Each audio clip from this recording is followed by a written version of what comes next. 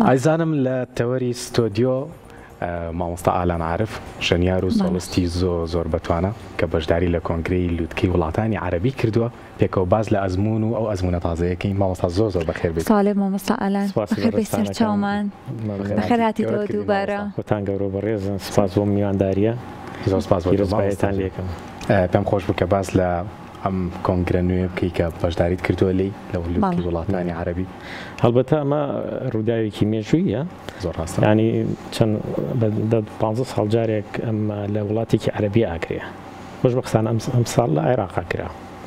لە عێراقا کرا لە شاری بەغداد بە یاوەری تیپی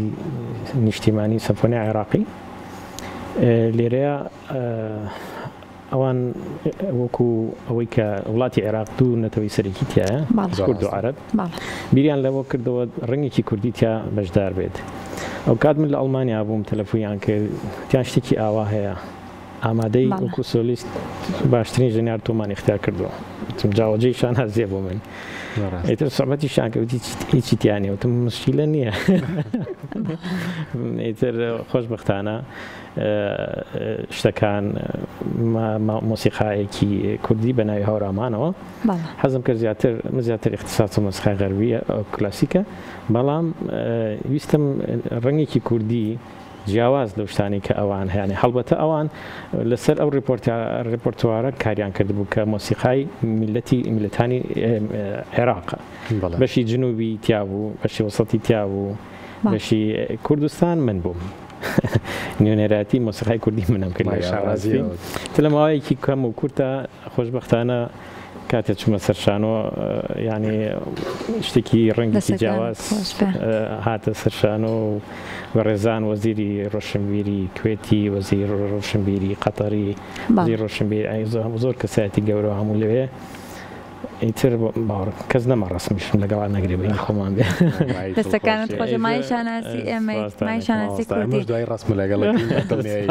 پرۆگرامەکە بۆ خۆی گەورەیە بۆ ئێمە جلە کوردیەکە جلە کوردیەکار بۆ خۆی پەیامێ بوو پەیامێکە چونکە تۆ مۆسیقا ڕیسالە ئەنێرێ مۆسیقا ئەو وینەیە هەموو دیوارە گەبڕیامی لە پشت تێگەی بەدڵنیاییەوە کەواتە با لە ڕێ ئەم پەیامەوە من پرسیارێکی دیکە بکەم جاران لەوانەیە بۆ کوردێک ئەگەر لە ناوچەیەکی لە دەرەوەی کوردستان بووە لەوانە تەنانەت ژیان بۆ ئەو لەوێ سەخت بێت بەڵام ئێستا کوردێک گەلانی دیکە سەرسام ئەبن پێی نەتەوە جیاوازەکانی دراوسێمان جیاواز سەرسام ئەبن بەوەی کە میوزیکێکی هوەری کوردی لە ئەوان سەرسامی خوانی بۆ دەرەبڕن. بەڵێ من بە حکمی ئەزمموی چه ساڵە لە مۆسیقایە و دوای ئەوە 30 ساڵ لە ئەوروپا بەرکەوتن لەگەڵ زۆربەی نەتەوەکان هەیە. میلەتی کورد یەکێک لەو میلەتانی کە زۆر دەوڵەمەندە تێگەی لە بواری کەلتوری فەرهەنگیە دەستکێشەکەوەی خۆمان قەدری نازانین ئەوە مۆزاییکێ ینی سێریکە هەر گوندێ بۆ گوندی شارێ بۆ شارێ شوێنێک بۆ شوێنێ مۆسیقای زمانی جیاوازی هەیە گۆڤەندەکانی تانسەکانی ڕقسەکانی منتیقا تۆ سێری ئێرەمەکە وەرە سێری باکوور کە بە ملیۆن ڕەنگی جیاوازە بین لێوێ کانگایە بەڵامی تر لەولاوە عەرەب و تورک و فارس بە ئاسانی ئەیبەن و خۆشە پرسیارێکی دیکە لێ بکەم سەر ئەم پارچەیە کە لە سەر شانتە گەر ئاماژێک بۆ پارچەیە بکەیت ئەوە دوو ڕۆژ پێشەوەی بڕۆم کاک هەڤاڵ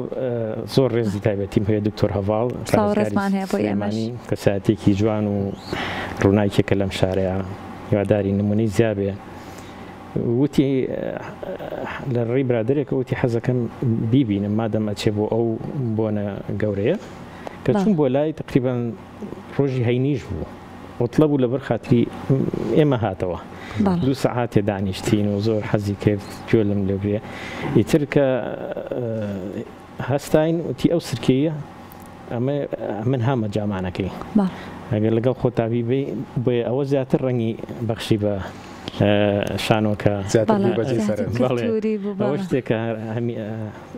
هەمیشە ئەمێنێتەوە لایم دیارێکی زۆر گەورەیە بۆ من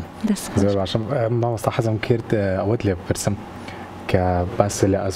ئەزمموی ئۆرکسترا و میوزیک لە دەرەوە کەواتە ئۆرکسترای کوردی لێرە لە چه ئاستێکە تا چەند بەرەو پێشچوونی بەخۆی و بینیوە کرد هەڵبەتە دروستبوونی ئۆرکسترا سیمفۆنی ئاسان نییە ئاسان نییە تەرکیز اعتیماد دەکاتە سەر سێ شتی ئەساسی ژەنیاریەکان ئامێرە ژێدارەکان ئامێرە هەوایەکان ئامێرە ڕیتمەکان ئێمە نوقسانیمان هەیە هەڵبەت تیپی سیمفۆنیای عێراقی تاریخی بچێتەوە 6 ساڵ لەمەوە پێش دروست بووە زۆر ڕاست جیاوازە ئەو کاتێککە دروست بوو لەسەر دەستی ڕووس و ئەوروپیەکان دروست بووە بنگەیەکی بەهێزی هەیە هەموو ئامێرەکانیان هەیە تێگەی خۆشبەختانە لە کوردستانە هەوڵی ئەوە ئەیرێ یعنی ئەو هەوڵە باشە ئێمە بەرەبەرە توانین ئۆرکسترایکی نیشتیمانی بەهێز دروستکەین یعنی بەڵام من لەگەڵ ئەوەیان یعنی هەموو کوردستان ئۆرکسترایەکی هەبێن نەک ئەمە لە دووهۆکە لە هەولێرە لە چکێ ئێمە بەیەکەوە هێزێکی جوانتوانی بەخش شارە جیاوازەکان و ئۆرکسترایەکی هاوبەشی کوردستان بێت با خەڵکی زاخۆی تیاابێ با خەڵکی هەولێری تیاابێ با خەڵکی کفری تیاابێ باوەڕتان بێ خەڵکی زۆر جوان هەیە زۆر بە ئەزمون بەتوانامانێت لە هەموو شوێنەکانی کوردستان ماوەساگە پرسیارەکە وا لێ بکەم ئێستا بۆ نمونە دوێنە بینیمان لەگەڵ پەیوەند خەڵکی دەرەوەی کوردستانی تیابوو لەناو ژەنیارەکانە ئەمە خاڵێکی باشە بۆ ئێمە یا خاڵێکی تا بڵێن باش نییە چونکە وەکتۆڵی ئەمە هەموو خەڵکە بەهێزەمان هەیە کە ئەکرێت بەشدار بن لە ئۆرکێستراکانە ئەمەی بەڕێزت ئەیڵی من 20 ساڵ لەمەوە پێش باسم کرد من لە 85 ئەندامی فەرقی سیمفۆنی عێراقی بوومە بەڵێ تێگی تا ئێساشدا نەبڕاوم لە ئەڵمانی ئەندامی ئۆرکسترای سیمفۆنی شاری دوێ ئەمە بێ ئیشی بۆ بکرێ لە بەغداد 6 ساڵەوە پێش ئیشیان بۆ کردووە یعنی سێ پرۆفیسۆر ئەتوانێت جیلێکی تەندروست بۆ بنیادنی دوای 3 ساڵ ئەم جیلە ئەتوانێت ئەجیالی کە پەروەردەکە ینی ئەمە هیوادارە مۆزیسیانەکان ئەوانی بین ئاوڕ لەمە بنەوە خەڵک هەیە پرۆفیسۆری زۆر زۆر مەشهور هەیە لە شەر نییە توانین لە وڵاتە شەرقەکانی ئەوروپا بۆڵغاریایە ڕۆمانیایە پۆڵۆنیایە ئەگەر گران بێت لە ئەڵمانیا و لە بریتانیا ئەتوانین لەوێت زۆر پسپۆری ئەکادیمی و بەرسێ سێ کەس بێنن مدرسەی مۆسیقا و بالیە لە بەغا 4 پرۆفیسۆری تیا بوو تێگەی حاچی تەخەڕوجی کردو بۆ بەشتیایە زۆر باشە کاکالان هەمیشە تۆ لە کارە هونەریەکان و لە پرۆژەکانت بەردەوامێت بەڵام کاییتەوە بۆ هەرێمی کوردستانیش بۆ شارەکەی خۆت بە کۆمەڵێک پرۆژە دێتەوە با باسێک لە پرۆژەکان بکەین من هەڵبەتە ڕاستە دوورم لە وڵات بەڵام بە ڕۆح و گیان و بەهەست و شعور هەمیشە دانەبڕاوم هەمیشە حەزم کردو بە دیارێک بێمەوە نیشتیمانەکە پرۆژەکانە بە دیارەکە هەمیشە هاتووم هەموو ئەزان ئەوانەی لە بواری هونەرە ئیژەکە زۆر جار ینی زۆربەی جار ینی من خۆشبەختانە برایەکەم هەیە یارمەتیمە لە ڕووی مادیەوە چکە هونەرمەند لە ئەوروپا ئەو داهاتە باشەی نییە توانای برام ماشەڵڵا وەزعی باشە ئەڵێ مەسەلەی پارەم نەزانم تۆ لەوێ تۆزێک ئاستەنگیەتە پێشە بۆ تۆ کێشە نییە گرنگوێت تۆ بۆ وڵاتەکەت ئیشەکەی دوجارم کوردستانە هی هەمووانە ماڵی ئێمێ جوان بێ ناشرین بێ ئەو ماڵەکەتە یعنی بە واجبی ئەزانم وە گرنگە هەموو هونەرمەندێک یعنی بە وجدانەوە کار بۆ ئەو بکات ناسنامەی کوردی شناسی کوردی پارێزگاری لێ بکایتر بە فڵچەیەک بێ بە کەمانچێ بێ بە قەڵەمێ بێت گرنگە ئەوە لە ناو ناخی هونەرمەندە دروست بێت زۆر باشە ماوەستا هیچ پلانێک هەیە بۆ جاریکە لە دەرەوە بەڵێ من دوای ئەم کۆنسەرتێکە لە بەغداد کردم وەزیری قەتەری داوەتی کردم هەمان مۆسیقا لە قەتەر مانگی 2 نمایشەکەم هەروەها ڕووداوێکی کە زۆر لەوە گەورەتر بەڕێوەیە وەکو یەکەم جارە بۆ مێژوو کە سۆلیستی کورد ئەگاتە بەرزترین ئاستی ئۆکسترالی فیل هارمۆنی 29 سەمتەبەر ئەم ساڵ من بەشدارم لە بڕۆکسی فیل هارمۆنی وەکو سۆلیستێکی کورد لە پارچە میوزیکی کوردی ئەویان لە بڕۆکسلا لە بەڵجیکا بەدەر لە قەتەر و ئیمارات قەتەرەکە مانگی دووە ئەویان لە سەپتەمبەرە بەڵام مانگی 2026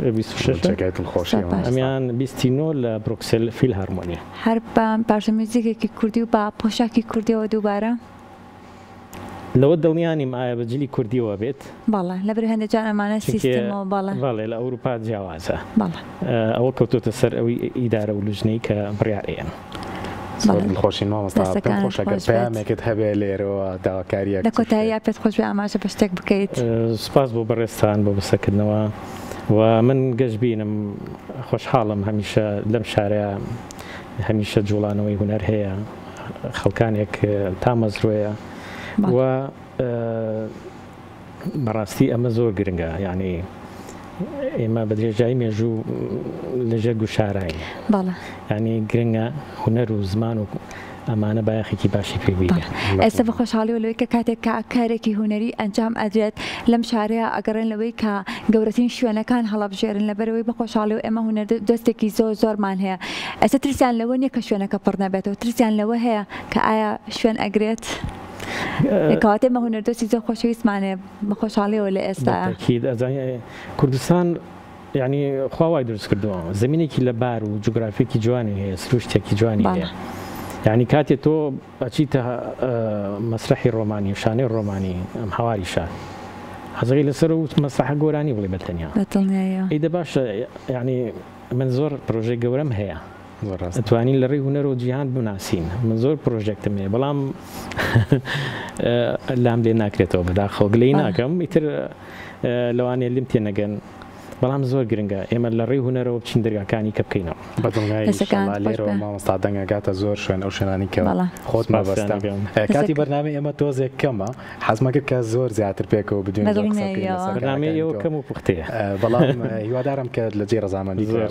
دەستەکان خۆشوێ زۆر سپاس بۆ ئامادەبوونی وای سەرکەوتنە بۆ خوازین لە هەردوو ئەو کۆنسەرتەی کە بەشدار ئەبێتیا لە مانگی دوو لە مانگینەوە زۆر سپاس بۆ ئامادەبوون دووبارە وای کە بتوانین لە کوردستانە ئەو نمایشە لەگەڵ تیپی سەمفۆنیای نیشتیمانی عێراق بتوانین نمایشی کەین نەک بە